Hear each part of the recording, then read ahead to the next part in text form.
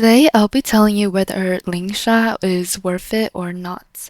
But before that, I know you probably have no polls left over from the triple banner, so I'll be telling you about a good service first. Introducing Loot Bar, the best platform for recharging your Honkai Star Rail accounts. With Loot Bar, you can get safe transactions, incredible discounts, and super fast delivery. The top-up process is quite simple. Let me show you how easy it is.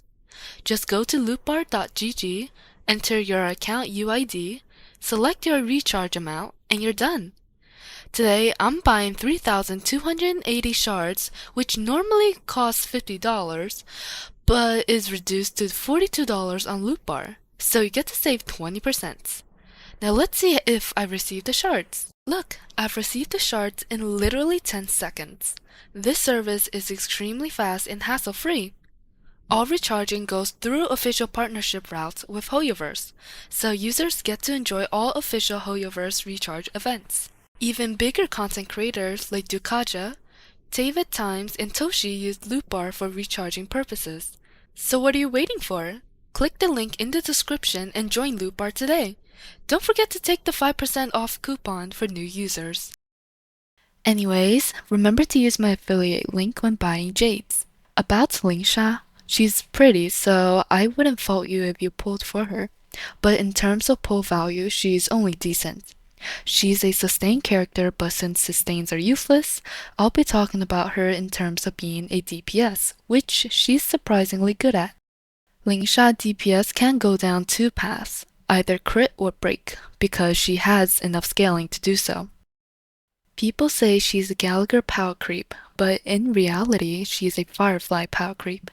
In Memory of Chaos, if you build Break on her, she actually outscales Firefly on Choir, being able to go down to 1 cost for a 0 cycle, or at the very least a 2 cost without Rame. Her crit build is for when there's no fire weakness on the enemy side, and it's somewhat decent, being good enough to beat out Dingyuan by a decent margin on Kafka, making her the premier summon DPS. If you're not building your Lingsha as a DPS, you're honestly blundering. There's no other build suited for her. In Pure Fiction, once again, she outclasses Firefly by a huge margin, being fully AoE and able to build crits.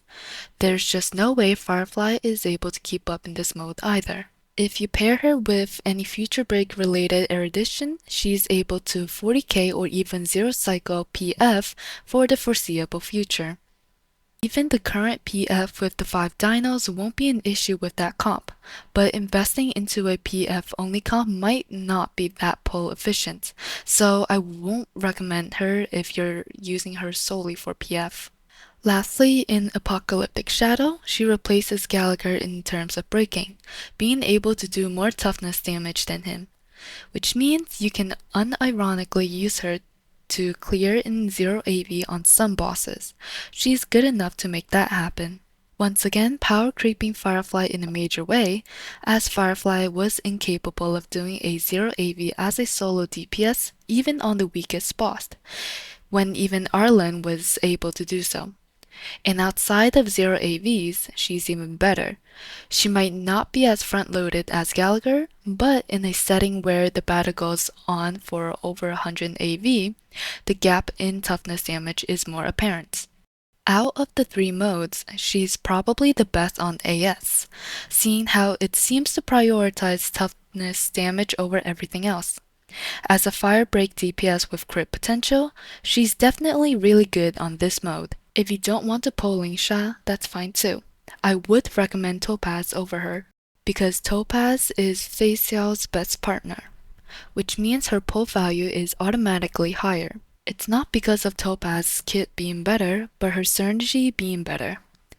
Lingsha when used with Facial is worse than Topaz, and since Facial is the best DPS in MOC and AS at the moment, anyone who can function the best with her automatically gets a huge value increase.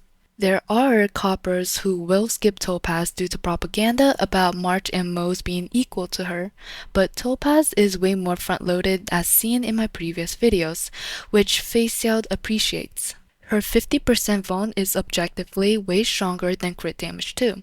The calculations about 4 stars being on the level of Topaz is due to personal damage gap.